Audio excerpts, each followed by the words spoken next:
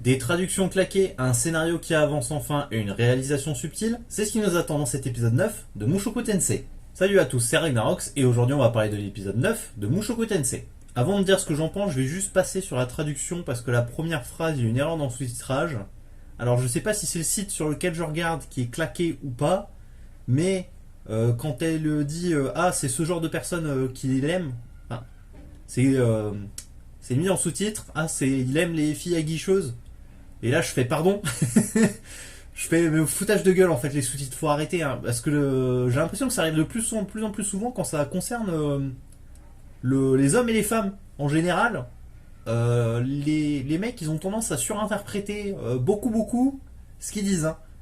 Il y avait le même délire dans un autre animé où il disait ouais, c'est la fierté, et l'autre, c'est sous-titré, c'était la fierté d'homme. Et tu fais, mais ta gueule en fait. Donc faites gaffe quand vous voyez des sous-titres qui parlent d'homme ou de femme. Souvent, c'est pas ce qu'il dit. Voilà. Donc faites attention, ça pourrait vous porter préjudice sur la compréhension de l'anime, même si là c'est secondaire. Bon après déjà, elle est pas aguicheuse, ça se voit, hein, elle est plus un peu comme un chat, elle te casse les couilles. Enfin, c'est un chien, donc elle vient te lécher les couilles. Pardon. Bon, maintenant on va passer à l'épisode qui est ma foi fort sympathique, même si encore une fois ça avance pas beaucoup. Alors ça a avancé, hein, pour le coup c'était plutôt sympa, mais j'ai dû vérifier d'ailleurs l'épisode 1 de la saison 1 parce que j'étais en train de me dire attends, et ça s'est vraiment passé ou pas. Et je parle bien évidemment du fait que l'UDEUS aurait sauvé deux lycéennes, ou une lycéenne ou un lycéen, d'un accident de voiture, de camion parce que c'est Camion Kun qui fait les isekai, attention. Et du coup, j'ai regardé l'épisode 1, effectivement, ils en parlent dès le début. C'est pas comme Nezuko qui résiste au soleil, ça vient pas de nulle part. Hein, pour le coup, l'UDEUS c'est mieux écrit que Kimetsu no... Enfin, Mushoku Tensei c'est mieux écrit que Kimetsu no Yaiba. Ça me fait mal au cul. mais bon. Donc je vais reprendre depuis le début. Très sympathique. On a enfin... on a une pseudo avancée sur l'histoire de Fitz et l'UDEUS. Où on apprend que Fitz... Pourquoi elle lui dit pas que c'est... Merde. Pourquoi il lui dit pas que c'est Sylphie? C'est parce elle a peur qu'ils se souviennent pas d'elle. Et là je fais... Mais c'est complètement con. Enfin, c'est un peu nul. C'est vraiment l'excuse à deux balles pour faire traîner le machin, j'ai trouvé. C'est un peu débile. Et d'ailleurs c'est dans cette scène où, pour montrer la surprise quand la princesse lui dit ah t'aimes l'UDEUS ou un truc comme ça, c'est pas une réaction exagérée de Fitz qu'on a, mais l'encre qu'elle écrit qui se renverse. Et voilà, donc ça c'est une petite astuce de réalisation qui est plutôt sympathique. Il y en a d'autres dans l'épisode, même avant il y en avait un. Alors, je les note pas parce que bon, faut quand même regarder et se dire ah peut-être que ça veut dire ça, mais en tout cas là c'était plutôt obvious. Ceux qui n'ont pas remarqué, hein, regardez bien, regardez mieux. Et du coup, en fait c'est tout. Hein. Cette scène-là, elle a servi qu'à ça. Hein. J'ai envie de dire, c'est en fait, fais comme d'hab. Parce qu'en vrai, la princesse, il lui dit ouais, fais comme d'habitude avec lui, je te laisse gérer. Et au final, comme on l'a jamais vu intervenir, en fait, c'est fais comme d'habitude. Du coup, Fitz, après ce passage-là, elle est comme d'habitude en fait. Donc ça a servi à rien. Voilà. Et donc après, l'Udéus Bibliothèque, bon, il cherche toujours. Bon, première fois qu'on l'entend dire, enfin deuxième, je crois, il me semble, il dit ouais, je cherche. Bon, du coup, il va voir Fitz et il fait ouais, la meuf là-bas. Bon, il y va. Et là, j'ai trouvé sa réaction un peu exagérée parce qu'a priori, la personne qui a tué l'Udéus, c'est le dieu dragon qui l'a tué, mais pas la meuf. La meuf derrière, elle était juste là. C'est un peu une pièce rapportée. Donc pourquoi il a si peur de la meuf, on sait pas trop. Mais pourquoi pas, syndrome post-traumatique. En même temps, il a failli crever, donc c'est compréhensible quand même. Parce que mourir, c'est pas très bien. Pareil, dans cette scène, il y a une petite astuce de réalisation qui est que quand il rentre dans la pièce et se rend compte que c'est la meuf au masque qui accompagnait Orsted qui l'a buté, les bouquins qui sont à côté qui étaient empilés tombent pour montrer que l'UDEUS est instable. Alors je sais, c'est bateau quand je le dis, mais c'est vraiment ça. Et en fait, ça te montre avant que ça arrive que l'UDEUS va paniquer. Bon là c'est plutôt bateau et assez simple à comprendre, mais ouais voilà. Mais c'est plutôt sympa, mais c'est vrai que ça ne sauve pas la série, les petites astuces de réalisation pour le coup. Parce qu'après on se tape un long dialogue. D'ailleurs, en parlant de long dialogue, encore une fois, hein, Ludius il se réveille, il fait ouais, elle a les mains douces. Elle a les mains douces et gentilles. Et je fais mais elle a des gants encore en fait. Qui est le fils de pute? Les mecs qui sont 50 à bosser sur l'animé, il y a personne à chaque fois qui se dit, qui se fait cette réflexion qu'elle a les mains douces. Elle a des gants en fait. Mais faut arrêter un peu hein. Putain. Et donc après, on a un dialogue pour dire ouais, j'ai été transporté, j'aime pas ce monde, c'est de la merde, nique sa mère. Et Ludus il fait oui, bah moi j'aime le monde. Il le dit 2 fois d'ailleurs, répétition. Et à part le fait qu'on apprenne que Ludus aurait sauvé la meuf, d'ailleurs il est balèze, hein, parce que Ludus il doit avoir 15, 16 ans ou 14 ans dans ce monde. Le mec il se rappelle du visage de la meuf qu'il a sauvé il y a 15 ans. Alors je veux bien que ça soit juste avant sa mort, mais c'est justement parce que c'est avant sa mort. A priori, surtout que si elle allait se faire écraser par un camion, son visage, c'est pas le truc que tu te rappelles le plus. Hein.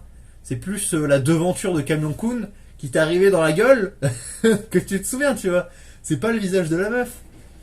Et donc là, il se rappelle du visage. Et tu fais, il y a 15 ans. Hein. Il s'est passé 15 ans, le mec, il est fort. Hein. Allez, bonne mémoire, le mec. Hein. Il est balèze. Hein. Mais bon.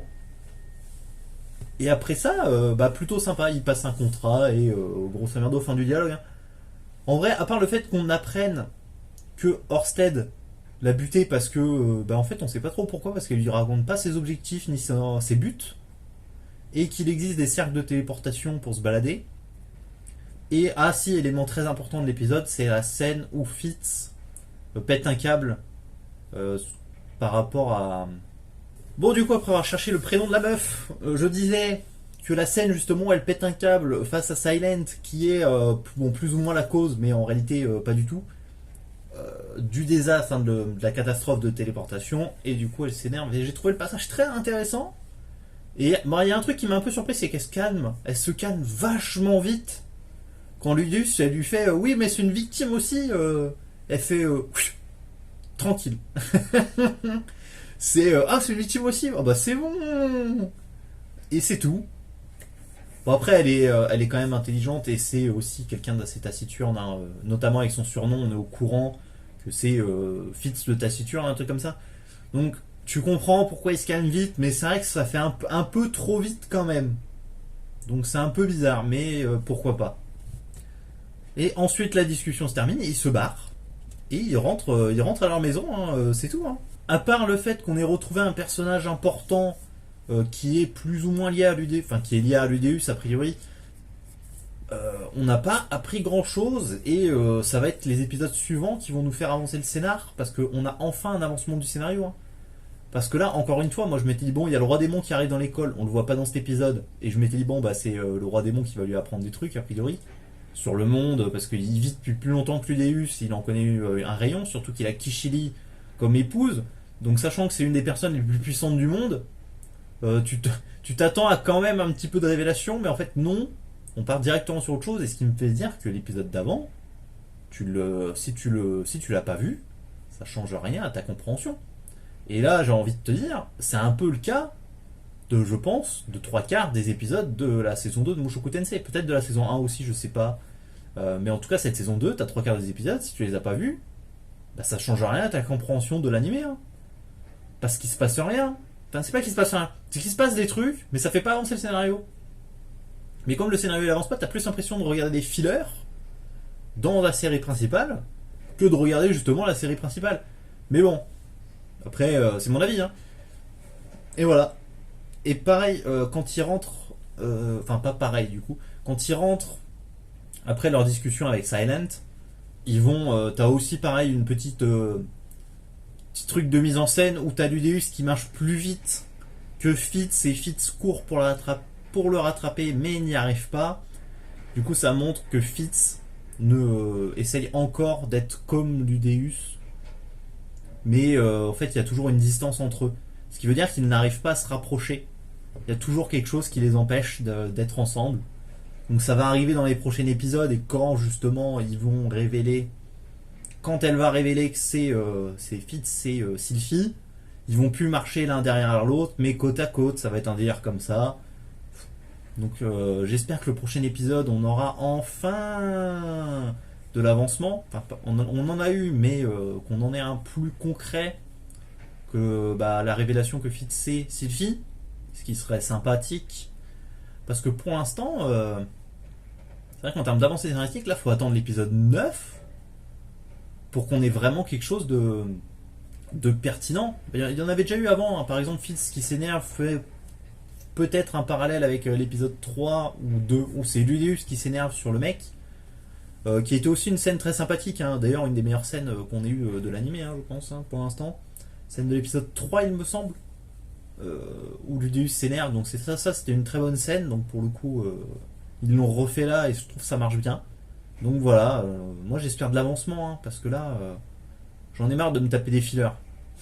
Voilà, c'était tout. C'était Ragnarok. N'hésite pas à me dire ce que tu as pensé de l'épisode en commentaire, à liker, à commenter et à partager et faire tout ce que tu veux, hein, te torcher le cul avec, hein, si tu veux. Et moi je te dis à la prochaine. Hein, prochaine vidéo, normalement ça arrive dimanche. J'espère, parce que ça fait 2 semaines qu'elle doit arriver dimanche. Allez, hein, je te laisse, hein, n'oublie pas, regardez bien, regardez mieux. Allez, ciao.